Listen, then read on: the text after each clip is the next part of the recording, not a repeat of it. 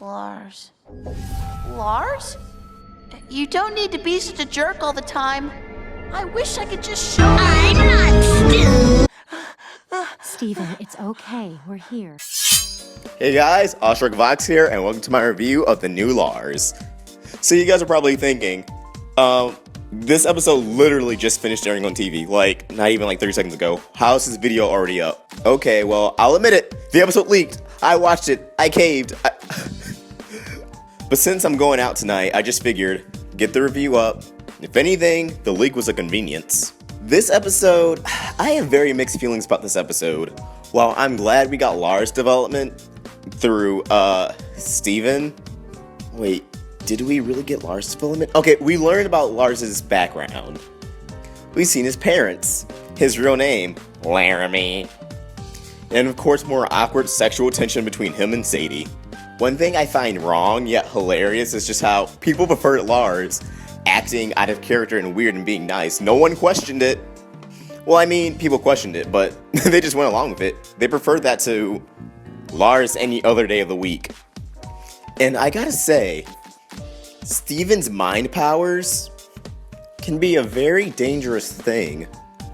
Like, okay, it was obviously just a quick funny joke when he did it to the watermelon Steven, how it flinched in pain, but with Lars, it was genuinely horrifying. When Steven got out of Lars's body and Lars's eyes were just rolled to the back of his head for a second. Jeez. So Steven definitely needs to be careful for how he uses it. I mean, I'm sure he doesn't even understand how to fully use it yet. And with episodes like Kiki's Pizza Delivery Service or Monster Reunion next week, I'm sure both episodes will deal with that. Although with Kiki's Pizza Delivery Service, it looks like he's more of going into her dreams, similar to in Chili Ted with Lapis and Jasper, as opposed to just taking over her body. But those two abilities must be connected. It has to be the same power. It's both of them invading someone's psyche. Except one, he's just in their actual minds and thoughts, and the other, he's totally controlling their body. It's like there's a stage 1 and a stage 2. Stage 1 controlling their dreams or entering their dreams, and stage 2 just taking complete control of their body. I don't know, man. That's really messed up. And I feel bad for Sadie. If anyone didn't get the context, I at least took it as she got mad at Lars because Lars was just trying to get in her pants. That's how she felt. Of course, Steven was unaware of that and he was just trying to make things better. But it goes to show, Sadie does not have that much trust in Lars emotionally. And who can blame her from both Joking Victim and Island Adventure? Every time those two seem to hang out, some hookup happens. So I can see why she would have walls up around him. On the other note, I just love how at this point nobody questions Steven's powers. See, it's just like, oh, yeah, that makes sense. And the ending of this episode, which I know is going to cause some controversy, is people being mad at Lars even though Steven admitted he was in his body. But the way I see it, they were mad at Lars because he didn't change. I mean, I believe he did. His ending monologue of the episode about how no wonder people liked you better than me in my own body goes to show that he does know that people aren't particularly fond of him. I mean, Sadie is, but that's a very on and off roller coaster thing that she even addresses. If one thing Steven Universe excels at, it's teasing its ships. But I don't understand what this episode was supposed to accomplish besides showing Steven's powers. I don't feel bad for Lars, I don't feel for him at all.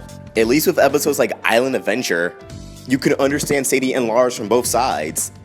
In this, I feel bad for Sadie because she just feels like Lars is going to use her, but for an episode that we spent entirely in Lars's body, I don't feel bad for him at all. I feel the same way about him than I did before this episode. This episode just established that Lars isn't a good person. And what was up with his grades? Why did he take like 10 classes? No wonder he's failing most of them. That's a lot. And I also feel bad for his parents. From what we're given, they just give in to him and he just takes them for granted. Actually, in terms of character, I really don't know what this episode was supposed to accomplish for Lars. Oh yeah, he makes bad choices, but maybe one day he'll wisen up. That's basically what I got from this. Maybe one day, maybe Sadie will help him become a better person. He knows his flaws, but he's not gonna change anytime soon. Like, what? Maybe I'm just missing something. Or maybe since I was anticipating this to be some huge life-changing experience for Lars, I was disappointed by my own expectations. I don't know. Also, this episode has some weird animation errors. Nothing that broke my immersion from the episode, but they were there and they were definitely noticeable. Just a few clipping or missing arms. Okay, that sounded kind of morbid, but still, at least the art was up to par. the parts of it that weren't missing. Overall, I give this episode a B. It's not bad, it's not particularly that great either. It definitely has its moments, and a lot of laugh out loud moments. Especially Onion's reaction to Steve and Lars. That was just priceless since it was Onion of all people. Hey, Onion, look, I'm Lars! What did you think of this episode? I hope someone out there enjoyed it because I don't really know how I feel about it. Like I said, it just felt like an episode to establish Steven's powers furthermore, to just add to the power arc that he's going through with the dreams.